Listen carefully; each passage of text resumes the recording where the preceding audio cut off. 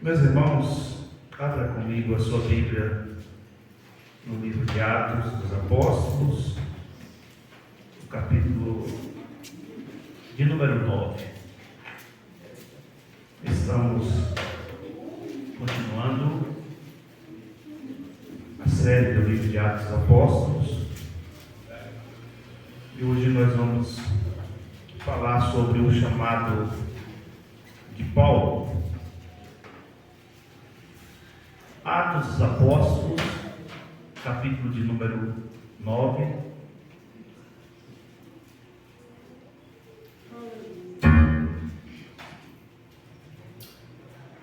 Que diz assim: Saulo, respirando ainda ameaças e morte contra os discípulos do Senhor, dirigiu-se ao sumo sacerdote e lhe pediu cartas para as sinagogas de Damasco, a fim de que, caso achasse alguns que eram do caminho, assim homens como mulheres, e levasse preso para Jerusalém.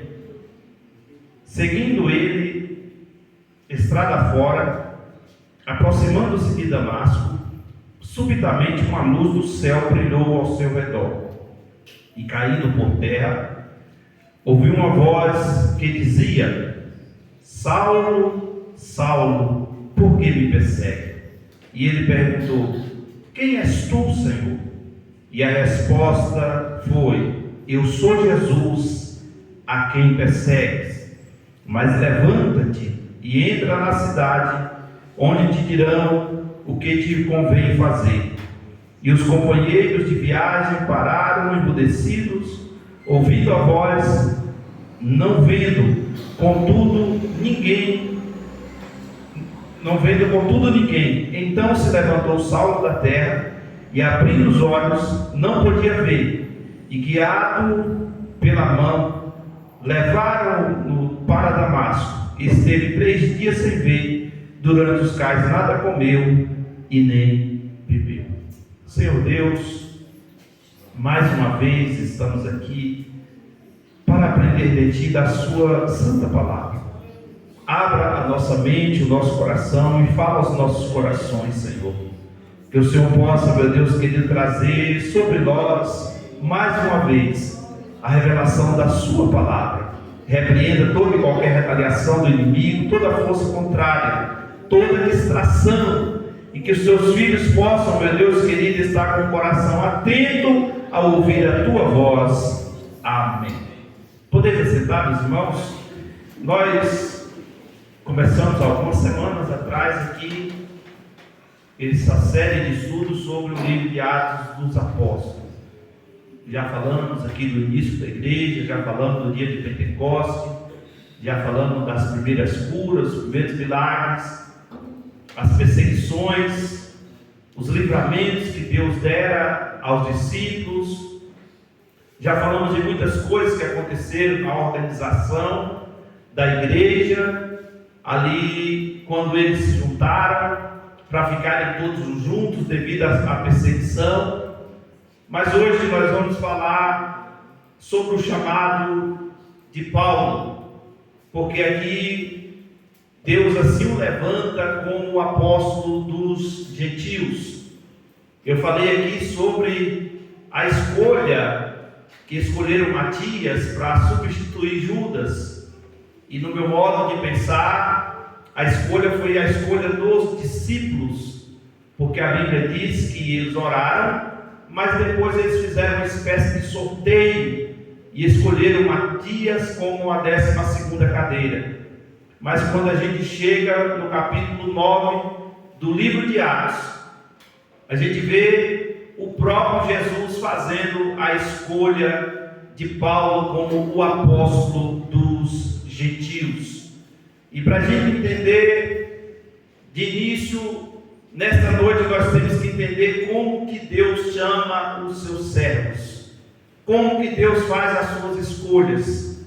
E as escolhas de Deus, ela é totalmente inusitada. Às vezes Deus pega pessoas que nem eu nem você jamais escolheria, mas Deus assim escolhe. E há vários métodos da parte de Deus para escolher os seus servos.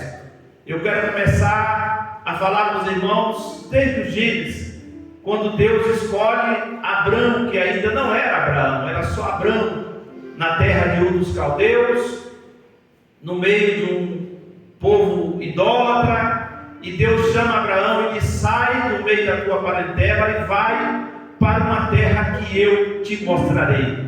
No capítulo 11 do livro de Gênesis, nós vemos ali aonde Abraão vivia. No capítulo 12, a gente já percebe Abraão atendendo o chamado de Deus e foi seguir na direção daquilo que Deus assim projetou. Abraão não recebeu nenhuma proposta milionária, até porque Abraão vivia no meio de um povo que era bastante rico, seu pai era rico, fazedor de ídolos, tinha uma riqueza extraordinária. Mas ele sai, ele, a sua esposa, leva o seu sobrinho Ló, bota na sua carruagem e vai para um lugar aonde Deus nem falou para onde ia, mas pela fé ele confiou no Senhor, e Abraão foi considerado lá na frente como o pai da fé. Então Deus tirou Abraão do meio da sua parentela. Em Gênesis capítulo 28, por meio de um sonho, Deus muda a história de Jacó.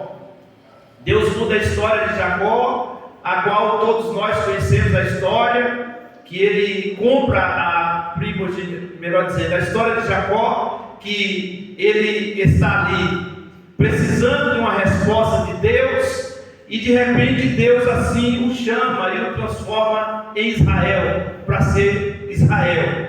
A gente vê a história de Arão, que Deus escolhe pelo ministério de Moisés. Quando Deus chama Moisés para tirar o povo do Egito, Moisés inventa alguma desculpa, dizendo que era gago, que não conseguia falar, e Deus pega e escolhe Arão, seu irmão, para ser o porta-voz de Moisés. Então Deus tem suas escolhas seletivas.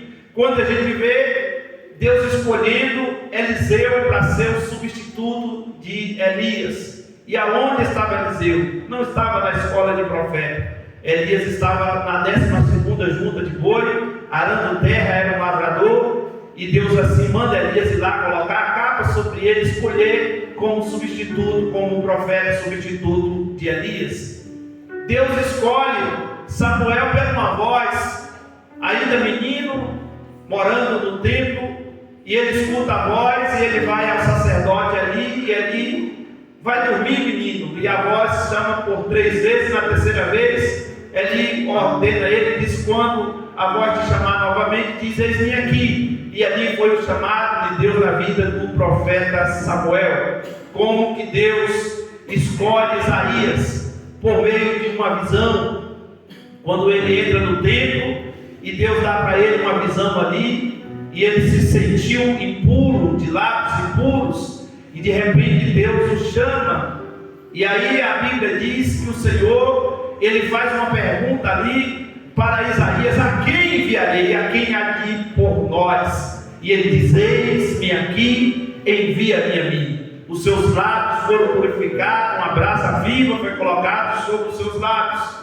Os discípulos, alguns foram chamados enquanto pescavam. Pedro, Tiago, João passaram a noite inteira pescando e nada apanhou. Jesus pede o barco emprestado, eles emprestam o barco. Depois que Jesus prega, Jesus manda eles voltarem no mesmo lugar onde eles passaram a noite inteira sem pegar nada, e de repente eles têm uma pesca maravilhosa. Mas Jesus os chama e diz: de agora em diante eu vou fazer de vocês pescadores de homens. Então Deus, ele chama de 3 modos, que eu quero dizer para os irmãos aqui nessa noite. Às vezes de modo espetacular, às vezes de modo assustador, mas às vezes de modo extraordinário. Esses homens que eu falei aqui para os irmãos, Deus os chamou de modo espetacular, de modo assustador e de modo extraordinário. Assustador porque muitas vezes as pessoas olham para essas pessoas e dizem assim: mas ele não tinha capacidade para ser chamado, mas era um pescador, era apenas um homem com os lábios impuros. Mas Deus vai lá e faz as suas escolhas. Agora eu quero falar sobre Paulo, que foi escolhido por Jesus para ser o apóstolo dos gentios. Quem era Paulo ou Saulo? Paulo era o seu nome hebraico, porque Paulo era da tribo de Benjamim. Ele mesmo confessa isso lá em Filipenses capítulo 3, versículo de número 5. Pertencia ao farisaísmo ou os fariseus, a religião da época, era da tribo de Benjamim. Foi um grande estudioso aos pés de Gamaliel, um dos melhores doutores da época da lei. Então Paulo era o seu nome dado por ser hebreu e também por ser um cidadão romano. Com certeza a família de Paulo era muito influente, então o seu nome Paulo foi dado exatamente por isso.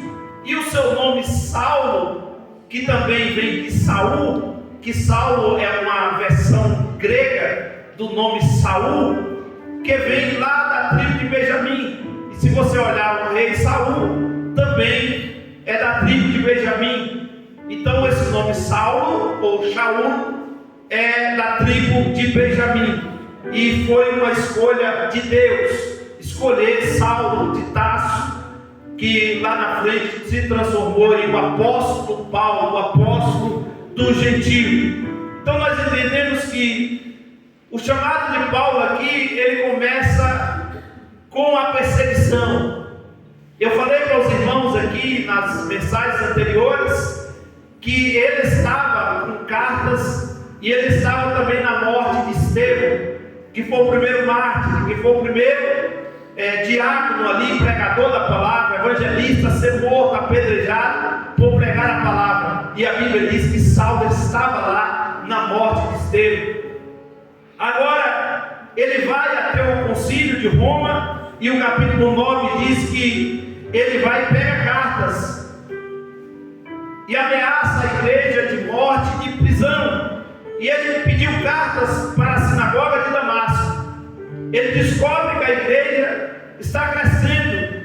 A semana passada nós falamos aqui sobre o crescimento da igreja, Judeia, Samaria, e a igreja começa a crescer e vai entrando em outros territórios, e a igreja está invadindo o espaço, e as autoridades da época ficam muito preocupadas com o crescimento da igreja.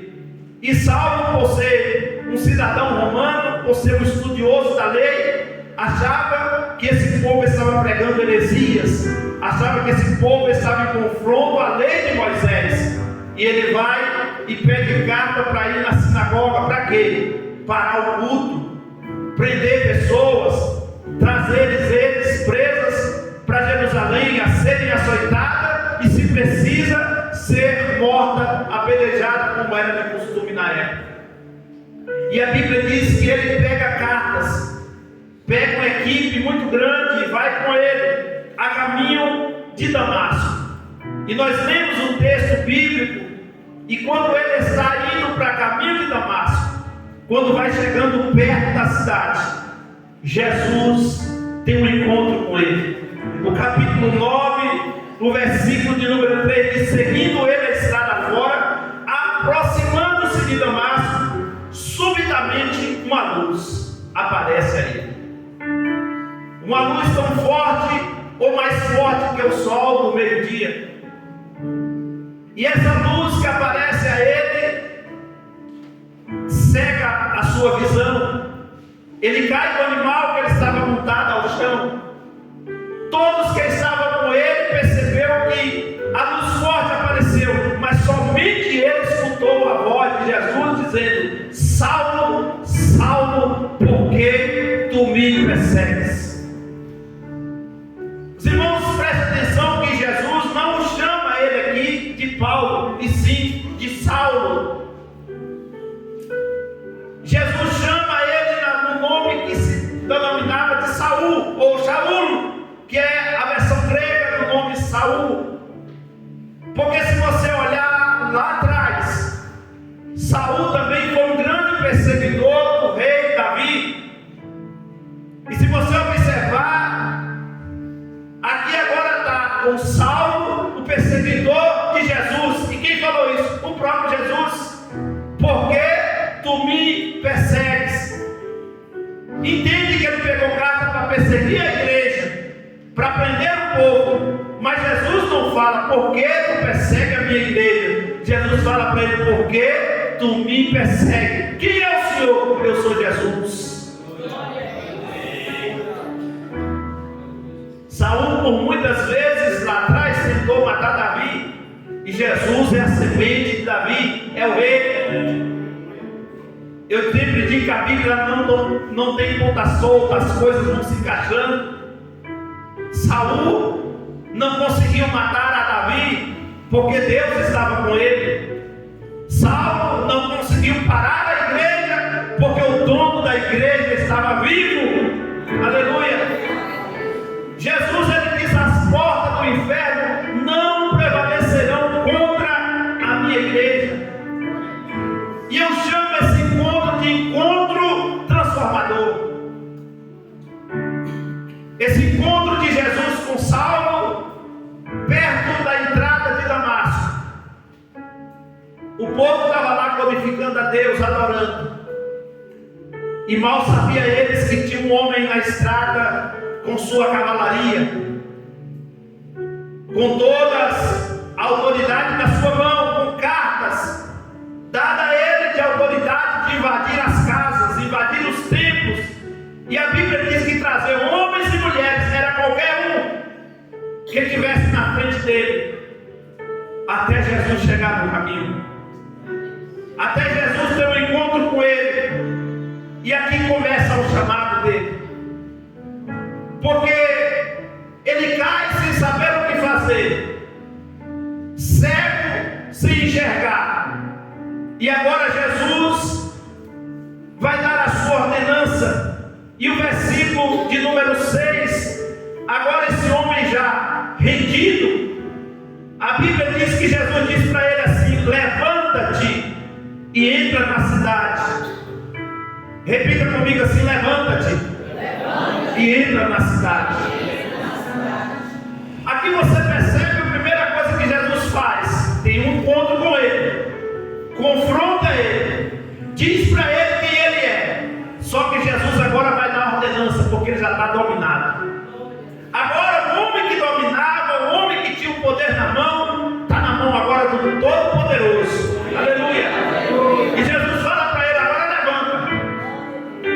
Porque a atitude de levantar é nossa, irmãos. Jesus chama, Jesus capacita, Jesus usa, mas ele nos convida a se levantar. Todas as vezes que você se coloca de pé, mas Senhor, você não estou enxergando nada, pode ter certeza que alguém vai te guiar, alguém já vai estar lá te esperando, alguém vai te conduzir. Levanta! E ele levantou, e a Bíblia diz que ele entrou na cidade sem saber para onde ia. A carta ele ia perseguir os crentes, mas de repente Deus falou: tem uma rua chamada direita, lá tem alguém que vai cuidar de você, vai lá para a casa dele, vai ficar lá até o tempo determinado por Deus, porque eu vou enviar alguém lá para resgatar você, para transformar você, para consagrar a sua vida e você começar o seu ministério. E a Bíblia diz que Saulo se levantou da terra. Engraçado, irmãos, que ele abriu os olhos, mas não enxergava. O versículo de número 10 diz que ele abriu os olhos abertos, mas sem enxergar nada. O que tem de gente de olhos abertos não enxerga nada, irmãos. E Deus estava dizendo para ele assim: tu não vai enxergar não, tu vai ser guiado por outros. Porque a carta para ele era para perseguir, agora ele está dominado, ele está guiado. E guiando pela mão, levantando para Damasco, esteve 3 dias. E a Bíblia diz que ele vai para a casa de um homem por nome Judas, e fica ali por 3 dias, sem comer, sem beber e orando. Agora esse homem passa 3 dias jejuando e orando a Deus. O encontro foi tão extraordinário, porque a conversão de Paulo foi automática. Porque Paulo já tinha visto falar de Jesus. Paulo sabia que os discípulos apóstolos que que ele estava perseguindo foi o mesmo Jesus que eles mataram. Então ele está falando: esse Jesus é verdadeiro porque eu encontrei com ele, eu tive um encontro pessoal com ele. Paulo, irmãos, conhecia toda a religião, ele pertencia ao farisaísmo. Paulo estudou aos pés de Gamaliel, um dos melhores ou o maior doutor da lei da época. Paulo entendia tudo de Bíblia, só não tinha tido um encontro ainda com Jesus, um Salvador. E aqui nós percebemos que ele passa ali, como diz a Bíblia aqui, o versículo de número 10, 3 dias sem ver, dos quais nada comeu e nada bebeu. Agora Deus, irmãos, vai preparar pessoas para carimbar o passaporte de Paulo agora para ser o pregador do Evangelho. Eu não acredito, irmão, nesse Evangelho que o camarada se titula pastor, pregador da palavra, e diz: olha, Deus me chamou, eu vou começar a pregar, vou começar a cantar, eu não preciso de ninguém. Até Jesus, para começar o seu ministério, foi lá no Jordão e diz: João, eu tenho que ser batizado, João. Senhor, mas eu não posso nem tocar nas suas sandálias. João tem que cumprir as escrituras, João. Então vai, Senhor, quando Jesus é batizado, acaba o ministério de João Batista, começa o ministério de Jesus. Agora, Saulo de Tarso, Deus usou um outro por nome de Ananias. E a Bíblia diz que em Damasco havia um discípulo chamado Ananias. E o que Deus faz? Aparece Ananias numa visão. E na visão, Ananias vê o Senhor e ele diz: eis-me aqui, Senhor. Então o Senhor lhe ordenou: disponha e vai à rua chamada direita, na casa de Judas. Procura por Saulo, apelidado de Tarso. Olha o que Jesus falou: ele está orando. Aleluia. Só que Ananias, irmãos, ele meio que questiona a Deus, porque ele sabe da fama de Saulo, ele sabe quem era Saulo, e viu entrar um homem chamado Ananias, que ele pôs a mão e recuperasse a vista. Ananias, porém, respondeu: Senhor, tenho muito ouvido a respeito deste homem, quantos males tem feito aos meus santos em Jerusalém. É como se Ananias estivesse falando para Deus: Deus, usa outro, Deus, ele não presta não, esse homem não vale nada. E trouxe a autorização dos principais dos sacerdotes para prender a todos nós que invocamos o teu nome. Mas o Senhor, versículo 15, diz: vai, porque este para mim é um vaso escolhido. Aleluia. Em outra tradução, o Senhor diz: esse para mim é um instrumento escolhido para levar o meu nome perante gentios, perante reis e perante Israel.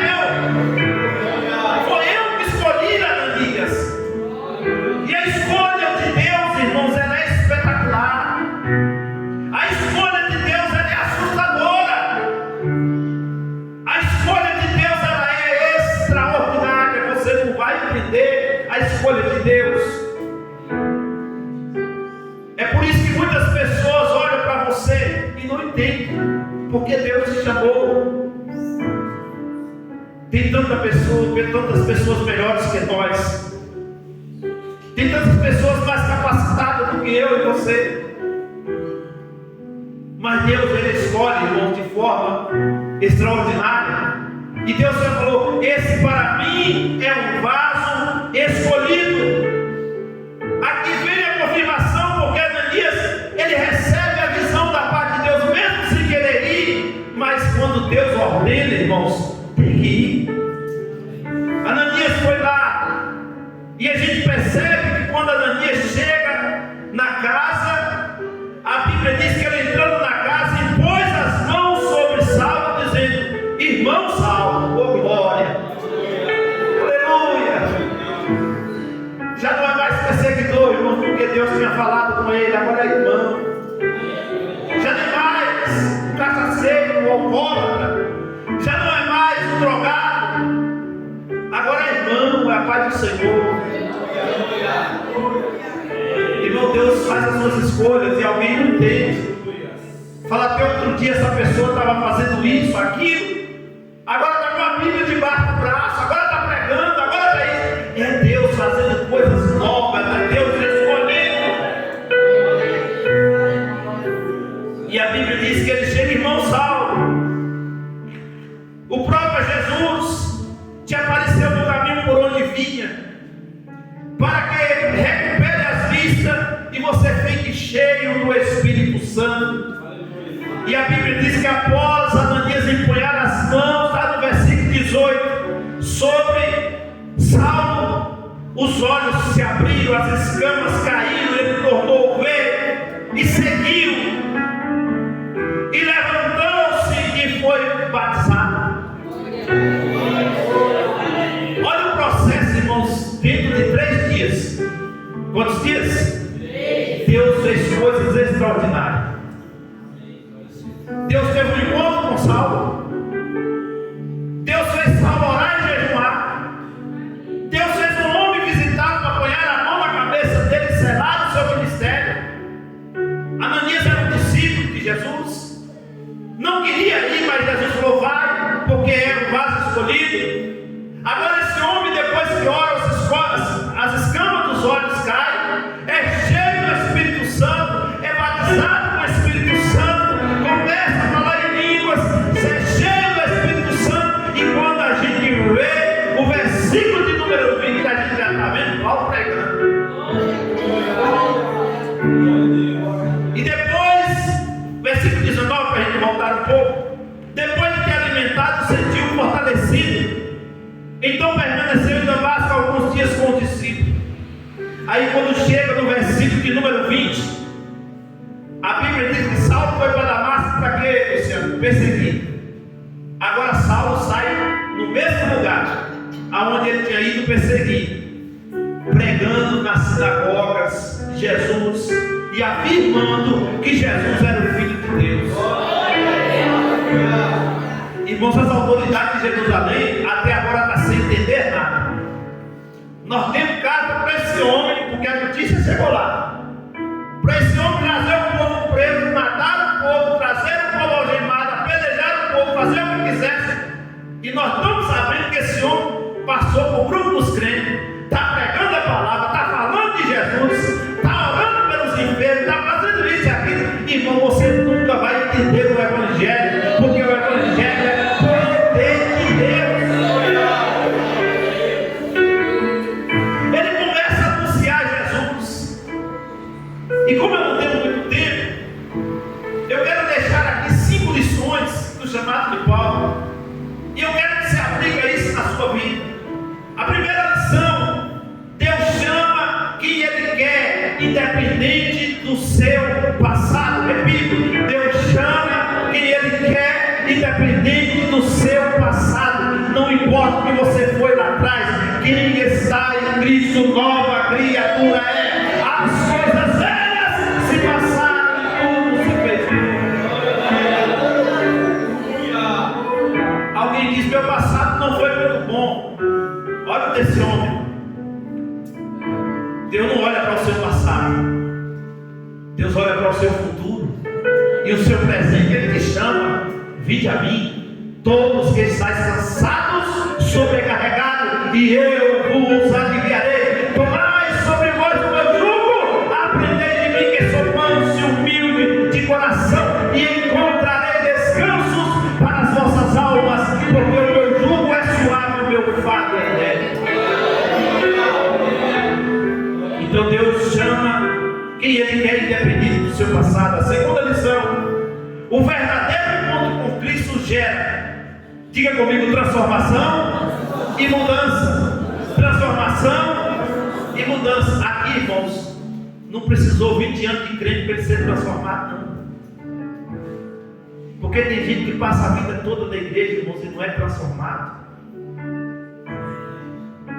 Tem as mesmas atitudes. Se mentia lá fora, continua mentindo. Mas quando você tem um encontro pessoal com Jesus, irmãos, a sua vida ela é transformada à mudança. E a mudança não é de fora para dentro, não é de dentro para fora. Porque tem gente que quer mudar a roupa da pessoa, mudar o cabelo da pessoa, mudar as vestes, e Deus quer mudar por dentro. Porque quando você muda por dentro, automaticamente você muda por fora. O ambiente é transformado. As pessoas vão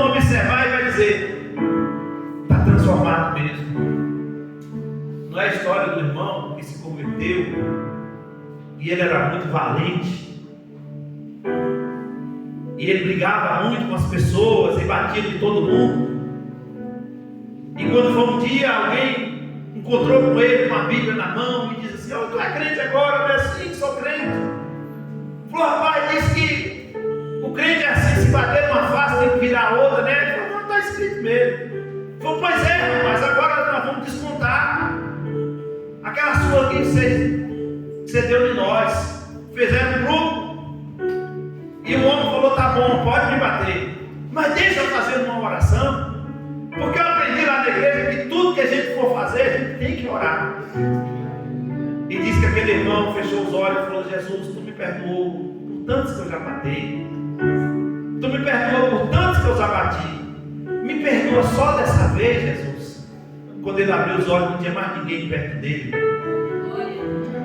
Foi sábio, ele não ia bater de ninguém, mas usou a sabedoria, porque sabia que ele era valente, e o valente não ia deixar de ser valente, mas estava transformado, liberto por Jesus, mesmo não convertido, mas não caiu na tentação de brigar com ninguém. Isso é transformação, isso é mudança.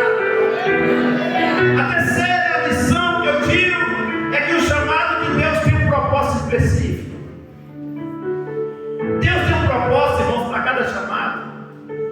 Eu falei aqui de muitos homens, Abraão, falei de Eliseu, mas eu posso falar com os irmãos do propósito de Deus específico. Jonas não queria nos pregar a mensagem, foi o pregador mais seco da história da Bíblia, porque a pregação dele foi para que o povo não se arrependesse.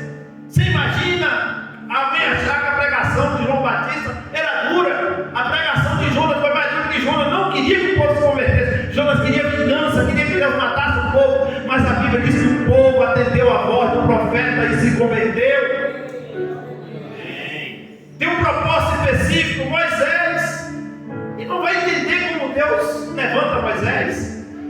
Todo mundo morre, o menino escapa, bota no cesto, vai parar na casa da filha de Faraó, se torna filho da filha de Faraó, herdeiro do trono, seria o próximo príncipe, e de repente ele vai para a terra de Midian, passa lá mais 40 anos, Deus chama, vai resgatar o povo lá do Egito, não vai entender o propósito de Deus. O propósito de Deus é específico.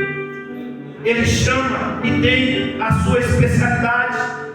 Olha, Isaías, no tempo que morreu o rei Urias, ele entrou no templo, tudo bagunçado.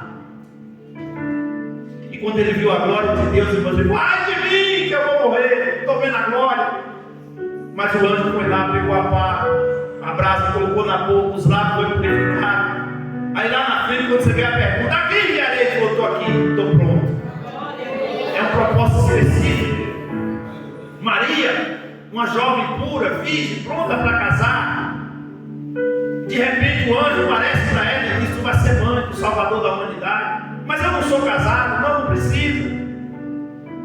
E ela se torna a mãe do Salvador da humanidade. Um propósito específico. Deus escolhe a pessoa certa, no momento certo, na hora certa. A escolha de Deus é seletiva. Para salvar, não. Para salvar, Ele escolhe quem quer ser salvo. "Vinde a mim todos que estão cansados." Mas para usar, Deus escolhe a sua seletividade. Deus sabe quem é você. Talvez você não entenda nada, mas Deus escolheu lá no ventre da sua mãe e você nem sabia, porque você às vezes passou no vale da sombra da morte e morreu, porque você venceu a depressão, porque venceu o medo, venceu todos os problemas, e hoje está aqui porque Deus escolheu você de modo específico. Em quarto lugar, e a quarta lição, que obedecer o chamado exige renúncia e compromisso. Agora você imagina a postura que Saulo de Tarso tinha, cidadão romano, um homem com dupla cidadania, poliglota da época,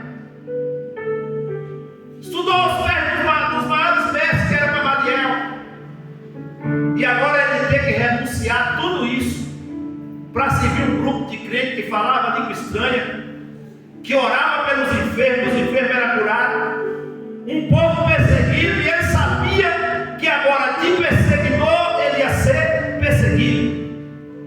Irmãos, servir a Deus é renúncia. E o que é renunciar? Deixar tudo para trás. E ele deixa tudo literalmente, deixa a fama.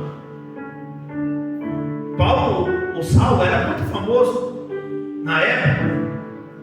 Era um homem letrado, estudioso, e ele deixa tudo para trás para servir a Jesus.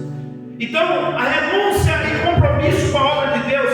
E a quinta e última lição, que para você entender o chamado de Deus, exige de cada um de nós, repita comigo, fé e obediência. Obediência e fé.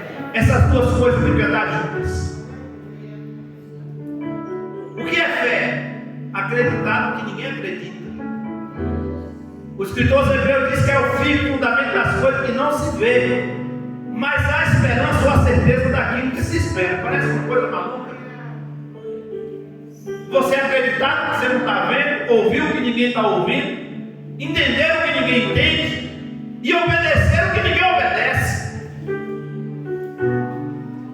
Está na época aí do carnaval. O mundo lá fora está nos prazeres da carne. A igreja está em renúncia e obedecendo a Deus. Você deixa tudo para trás. Obedecer a Deus é você sair do conforto para o confronto. Obedecer a Deus é você exercitar a sua fé enquanto todos estão parando e desanimando e deixando para trás, mas você está dizendo, eu vou prosseguir porque eu sei que o meu Redentor vive, eu creio, eu acredito. Está todo mundo dizendo para você, não vai dar certo, e às vezes você até desanima, mas dentro de você tem algo mais forte. Dentro de você tem um Deus vivo, verdadeiro, que exercita dentro de você a fé, e isso vai trazendo para você a obediência a Ele e a sua palavra. Alguém está dizendo para você, pega o caminho mais curto, você está dizendo, não, eu vou seguir pelo caminho que Jesus me chamou.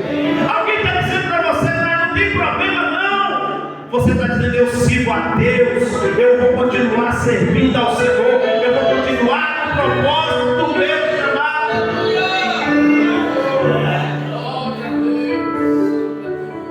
Eu sei que muitas pessoas que estão me ouvindo deixaram muitas coisas para trás para servir a Jesus. Na vida ministerial, Deus nos chama quem não faz nada. Todas as pessoas que Deus chamaram na Bíblia estavam fazendo alguma coisa. E Deus foi lá e chamou. Tu é pescador, né? Então já que tu é bom de pescar peixe, eu vou fazer você pescar almas. O outro consertava a rede, já que não sabe consertar a rede, eu vou chamar para você consertar pessoas. E Deus vai preparando, irmãos, homens e mulheres cheios do Espírito Santo para fazer a sua obra na terra. A obra de Deus é uma equipe de pessoas que Deus escolhe e capacita. É muito fácil isso que eu vou falar, porque é uma máxima. Deus não chama os capacitados, Deus capacita os chamados. Não é que Deus tem problema com capacitado, não, mas é porque Deus não divide a glória dele com ninguém. Porque a Bíblia diz que Ele pega as coisas que não são para confundir as que são, pega as coisas fracas para confundir as fortes. É por isso que Deus fala, Deus pega Paulo, mesmo ele sendo capacitado, diminui ele, coloca ele no chão, deixa ele cego, deixa ele na lona, para começar do zero. Agora, Paulo, os teus estudos, o teu dinheiro, a tua fama não vale mais nada. Tu vai começar do zero agora. Tu não perseguiu? Tu vai ser perseguido. Tu não humilhou? Tu vai ser humilhado. Tu não chicoteou? Tu vai ser chicoteado. Mas a minha graça te basta, pois o meu poder se aperfeiçoa.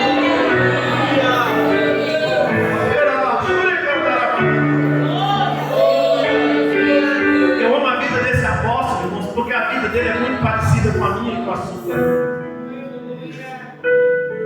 Deus lhe deu a capacidade de escrever quase a metade do Novo Testamento. As liturgias doutrinárias que nós seguimos na igreja foi dado a Deus a esse homem. Não dá muito tempo, mas esse homem voltou para Jerusalém, porque Deus chamou passar pelo crivo da igreja.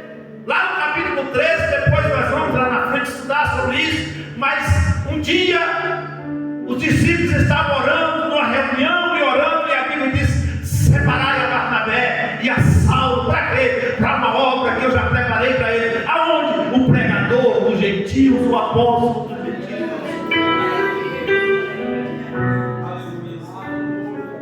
A chamada é imediata, mas tem coisa que leva tempo para Deus preparar. Porque Deus não vai pegar alguém que não passou por todos os processos. A gente está vivendo uma época imediatista, e é muito perigoso essa época imediatista. Jesus salva, irmãos, eu creio nisso. Mas a gente vê uns artistas aí que se convertem, 2 meses já está com o CD, o evangelho gravado. Isso não é conversão, irmão. Tem que passar pelo processo, porque senão qualquer ventozinho já está lá de novo no carnaval cantando, já está lá de novo fazendo as coisas. Tem que passar pelo processo, pela moinha de Deus, para ser transformado, para ser de pé, para tirar toda a cinza do pecado e passar pela igreja. Tem um pastor, tem alguém. Nós estamos nessa geração agora que as pessoas saem por aí e se titulam: eu sou conferencista. Quem é seu pastor? Não, eu congrego onde eu chego. Não existe isso, irmão. Jesus chamou Saulo e falou: volta lá para Jerusalém. Pastor Pedro está lá, ele é o presidente do campo lá. Você vai ficar nas mãos dele. Teve conflitos, teve problemas, mas na hora certa Deus revela, o Espírito Santo revelou: separa ele, pode soltar o homem está pronto. E as viagens missionárias de Paulo, o navio quer afundar, a barca quer afundar, mas Jesus estava com ele. Almas foram salvas pelo poder do Evangelho. Deixa eu deixar uma frase que eu anotei aqui para não esquecer. Ser chamado por Deus é um privilégio e uma responsabilidade. O grande segredo está aqui: confiar, obedecer, permanecer. Vamos repetir essas 3 palavras? Confiar, obedecer e permanecer. Permanece firme, pois aquele que chama também irá te suscitar. Aleluia! Fica de pé, eu quero orar. E que a palavra do Senhor possa continuar falando em seu coração. Pai, em nome de Jesus, que a tua bênção seja sobre a vida da tua igreja. E que a tua palavra permaneça firme em cada coração. Que o chamado do Senhor em nossa vida possa permanecer firme. Ministra a tua palavra sobre a tua igreja, em nome de Jesus. Amém.